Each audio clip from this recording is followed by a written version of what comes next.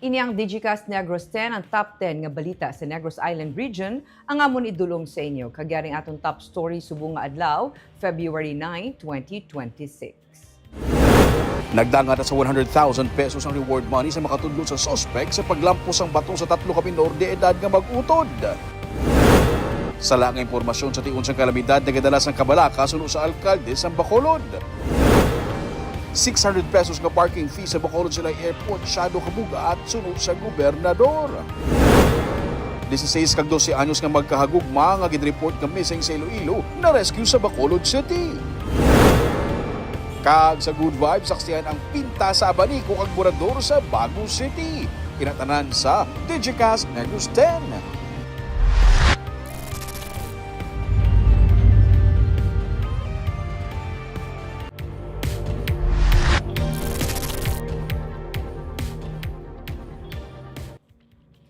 Sa number 10, maulanon humalin kahapon diri sa Bacolod. May LPA ukon bagyo. Aton hibaloon ang weather update upod kay Romeo Subaldo. Ming? Barbara, wala sang low pressure area kag wala man sang bagyo sa sulod kag sagwa sang Philippine Area of Responsibility, pero ang shear line amo karon ang nagadala sang pag-ulan diri sa aton sa Negros.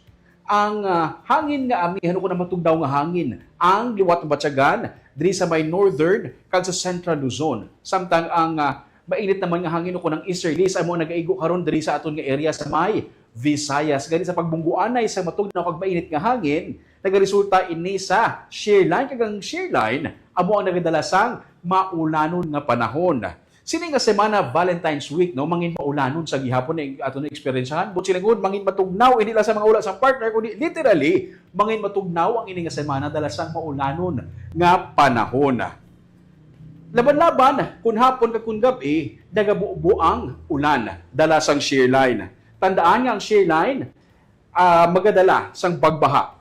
Matandaan ta kung madumduman ta sa adtong nagbigad nga weekend ante sa bagyo nga basyang ang shear line amo nagtugas sa pagbaha diri sa Bacolod City sa banwas ang tubo so kag sa Sagay City gani Valentine man ining shear line kaya ang masobra posible nga magresulta ini sa masobra 1 ka oras nga pagbubuo sa ulan kag may mo man ini magresulta sa landslide.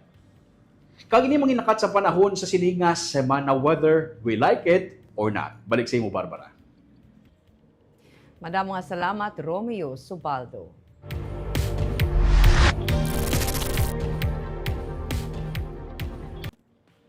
Sa number 9, masakit na ang 600 pesos nga sukot sa overnight parking fee. Ini ang pagpatima ni Governor Eugenio Jose Lacson sa tunga sang reklamo sa saka sa sukot sang overnight parking fee sa Bacolod Silay Airport nga sadtuanay 200 pesos lamang.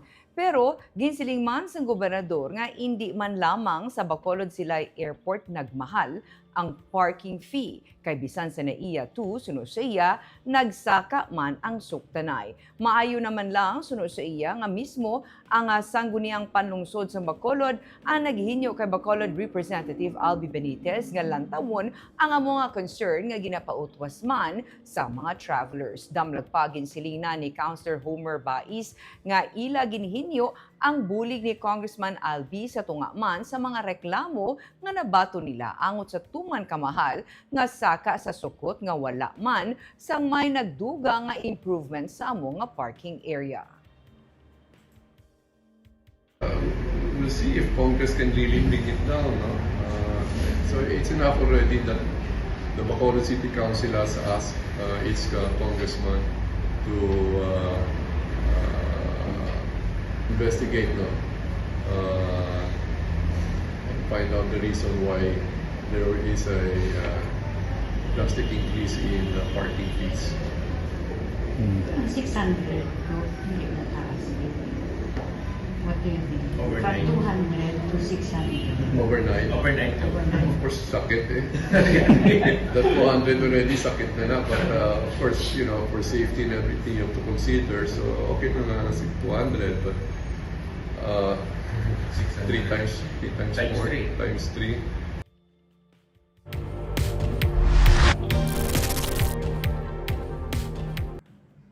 Sa number 8, 200 ka mga couple ang kaslon sa Bacolod mass wedding sa Valentine's Day.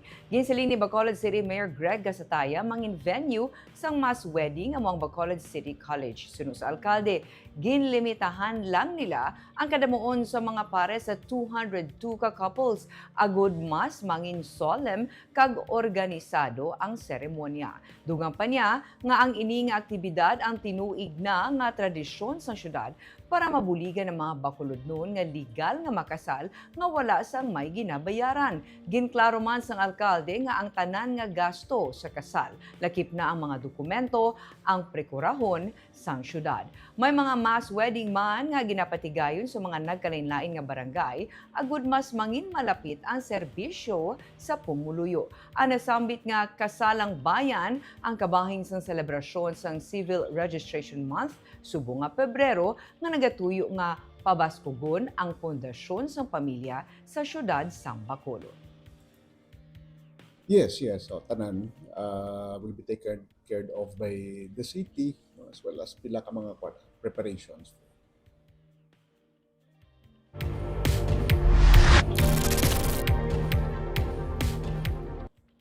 Sa number 7, biker nakabunggo sa likod sang jeep, patay.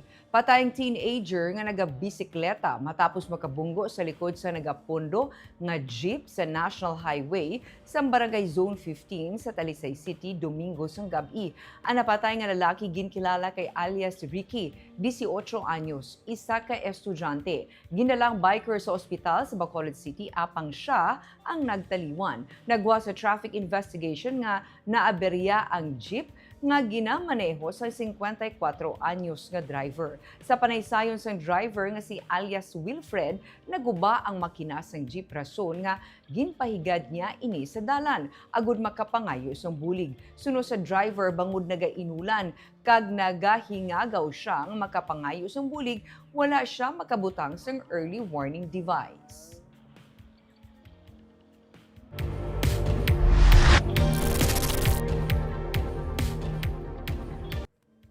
Sa number 6, babayi nga mabisita kuntani sa BJMP Handumanan nakuhaan sang illegal nga droga. Na-recover sang isa ka paketes na ginasuspetsuhan shabu ang mga jail officers gikan sa isa ka babayi nga magabisita kuntani sa sulod sang Metro Bacolod District Jail Male Dorm Annex sa Barangay Handumanan, Bacolod City sang Sabado. Ginpaidalom sa standard pat-down search si alias Frizel. Apang nanutisyahan sang jail officer nga may nagalabaw sa nawala nga bulsa sang babayi. Sang siyang ginmanduan nga kakson ang nasambit nga butang, nahulog halin sa bulsa ni alias Frizel ang isa ka sachet nga may unod nga suspected shabu. Ginahanda na karon sa Philippine National Police ang criminal complaint nga possession of illegal drugs batok sa 31 anyos nga babayi. Magabisita kuntani si alias Frizel sa iya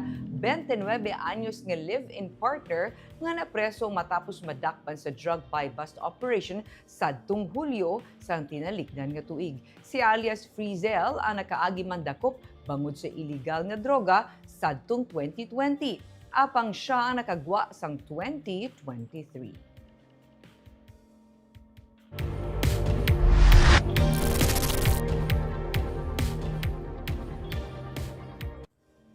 Sa number 5, 16 kag 12 anyos nga magkahagugma nga ginreport nga missing sa Iloilo na rescue sa Bacolod.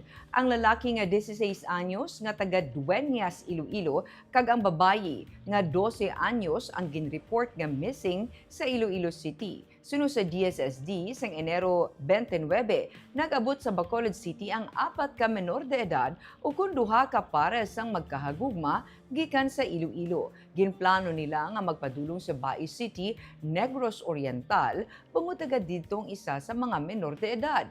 Pebrero 2, ang 2 ka menor de edad nga magkahagugma nagbalik sa Bacolod kag natabuan sa isa ka convenience store may concerned citizen nga nagbuli sa ila. Nadiskubrihan sang amo nga persona nga missing ang babae nga bata gani nakig-angot siya sa otoridad. Suno kay Anjanet Servano ang focal person sa Bacolod City Medicancy Division sang Pebrero 7, personal nga ginsugat sang MSWDO ang babayi kaupo ng iya pamilya, samtang nakabalik sa ila lugar ang lalaki.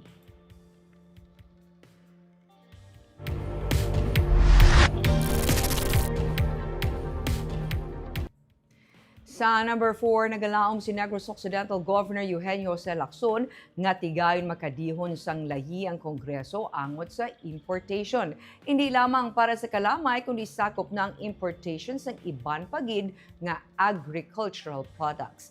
Ginannounce na damlag pa ni 3rd District Representative Javier Miguel Benitez nga mayara na sang na-schedule nga official congressional hearing sa sugar industry sa katapusan nga semana sang Pebrero. Ang talatapan karon ni Benitez ang nag-organize ng listahan sa mga mag-a-attend lakip ng mga statements kag concerns sa stakeholders nga pagatalakayon. Sa Enero, ginpatigay ng public consultation sa probinsya kag gintalakay ang pagsarurot sa presyo sang kalamay. Suno kay Governor Lacson, pagkatapos ang among consultation, ginalauman nga mag-ayo ang presyo sang kalamay. Ginalantaw ni Lacson nga sa pagpatigayon sa congressional hearing may mga maplastar nga policies. After that consultation done here in Negros, so of course we expect results, no? And I'm hoping naman there will be a result wherein prices will improve, no? And if Congress can legislate a policy on importation, and this is not only for sugar, this is for all agricultural products. That is ang kontramanggit sa agriculture is over importation. No?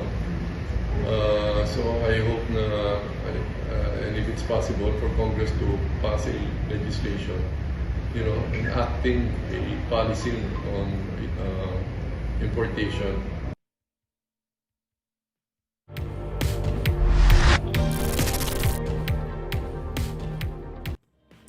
Sa number 3, sala nga impormasyon sa tion sang kalamidad, nagadala sang kakulba suno sa alkalde sang Bacolod. Ginpahayag ni Bacolod Mayor Greg Gasataya nga ang pagapalapta sang sala nga impormasyon magatugal lang sang kakulba kag kabalaka. Iya ginatumod ang gin-re-upload ng mga daan nga video sang tuman kataas nga baha sa Bacolod nga ginpalapta sa social media nga daw amo ini ang aktual nga kahimtangan sa syudad sang Biyernes. Dugang pa niya nga dako ang negatibo nga epekto sini ilabi na sa mga pumuluyo nga may himata o kon paryente sa Bacolod nga nagapanik bangod sa ila nakita online. Ginpatag man sang alkalde nga wala siya nagakontra sa pag-post sa mga video o kon litrato sang baha basta ini ang matuod nga nagakatabo sa amuman nga tion agud makabulig ini sa mas madasig nga pagresponde sang LGU. Apang ginpahayag niya nga kun ang ginapalapta nga content ginahimo lamang agud manginto, mangin instrumento sang pamulitika,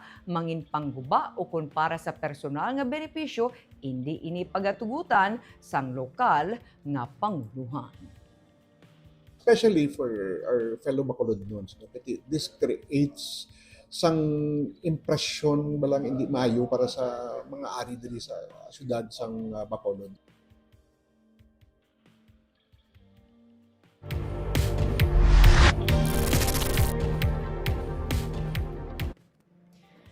Sa number 2, ulan nga tugas ang shear line kag northeast monsoon na nagtugas ang pagbaha sa pila ka bahin sang Talisay kag Silay City sunod sa Provincial Disaster Risk Reduction Management Office. Samtang 17 naman ka mga barangay sa Negros Occidental ang nalakip sa listahan sa Mines and Geosciences Bureau nga sarang mag-eksperyensya sang pagbaha kag landslide tugas sang pag-ulan.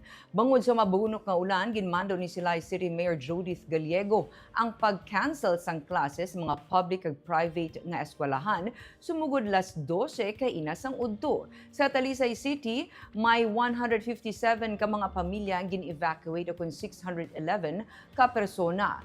Kusina ni Mayor Weng ang naghatag sang hot meals kag family food pack sa mga apektado nga pamilya.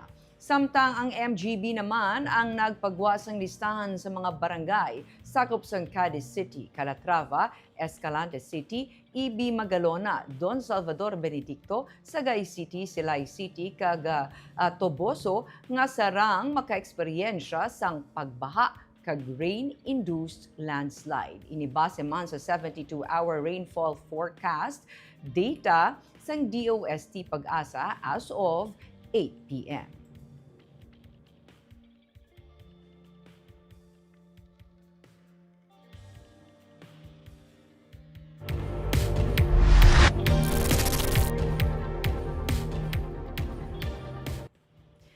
Kag sa number 1, nagsaka sa 100,000 pesos ang reward money sa makatudlo kung sino ang may kahimuan sa krimen sa 3 ka mag-utod sa Hacienda Badrang, Barangay E. Lopez sa Silay City sang Sabado. Madamo man sa mga tawo ang nagpabutyag nga magabulig agud malubad ang krimen kag mahatagan sang hustisya ang kamatayon sang isa ka 9 anyos nga babayi kag pagkasamad sang iya 14 anyos nga magulang nga babayi kag ila 3 ka tuig nga manghod nga lalaki. Suno sa panaysayon sang half-sister sa mga biktima na diskubrihan sang ila amay sa iya pag-abot sa ila balay nga pilason ang mga biktima sa sulod sang kwarto. Nakaangkon ang mag-utod sang pilas sa ulo kag mga lagob sa lawas. Ginapatihan sila ang ginlampusan sang bato sa ulo kag ginkastigo.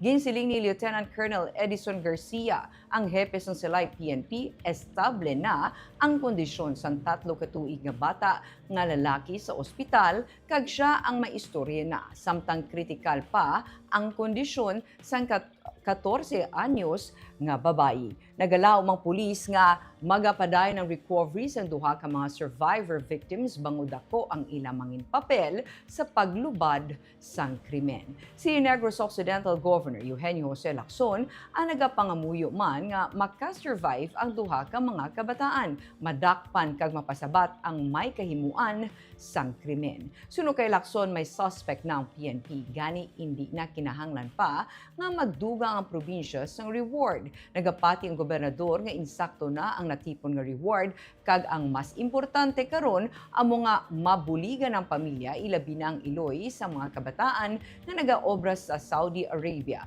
kag karon nagpauli bangod sa natabo sa iya mga anak. Maghahatag ang Panguluhan Probinsyal sa financial assistance para sa pamilya sang mga biktima.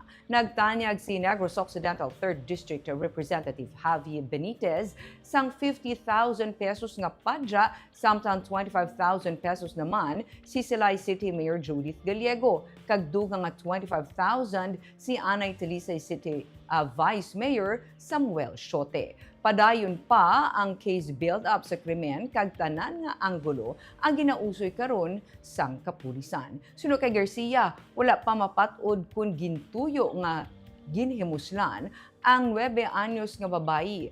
Apang magapatigayon sa medical examination ang crime laboratory agud mahibaluan kung may natabo nga paghimulos o kung wala.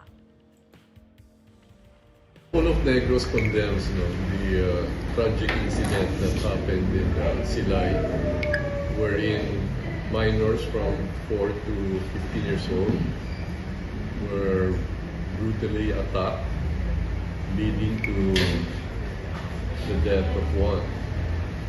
And the 2 others are now in the Corazon.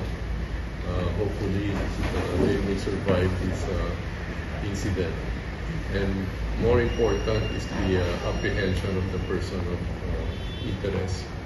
I believe that the PNP already has a person of interest and soon will be apprehended and be answerable to its action.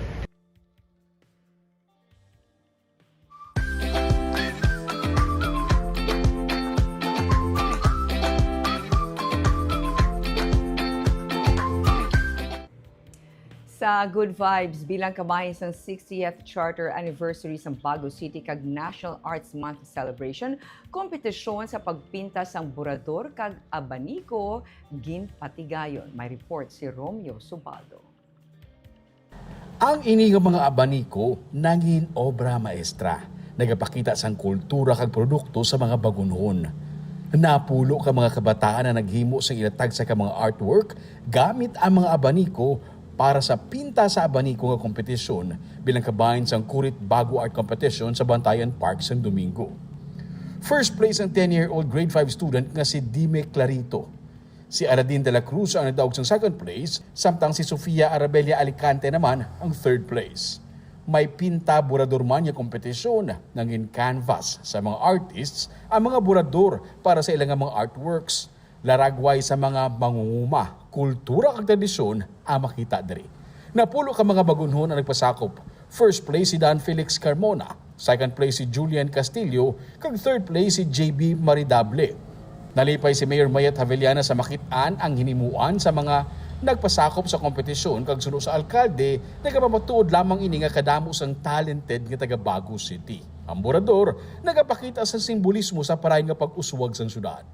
Ang aton burador, pag surya na mo ni Mayan, ang bako nami man nga this time damo na tamo may ara na tabang banga dualin sa una bako nami man kite because it's a beautiful symbolism that Bago will really soar for a better and brighter Bago starting at the year 60. So amo na nga amo man ni amon ginpili. Santo man ini sa ika-60 nga Charter Day anniversary sa syudad sang Bago. Embukada pa lamang ini sa National Arts Month celebration sang syudad. Romeo Subaldo para sa Digicast Negros.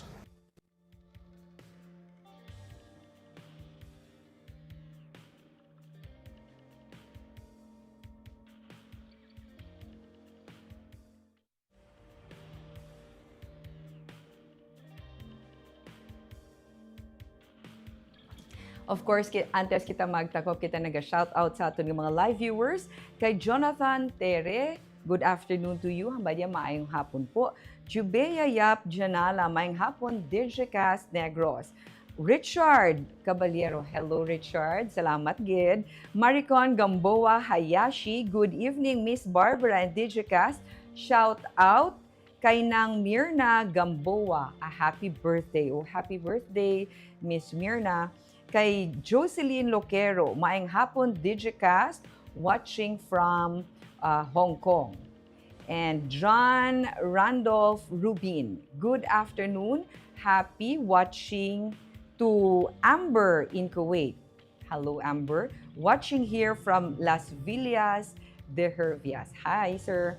And kay Jorzal Ramos Mary Rose, good afternoon Digicast Negros. Kagmayadong top 10 stories of the day, tub-tub was. Ako si Barbara Mijares. Maayong hapon.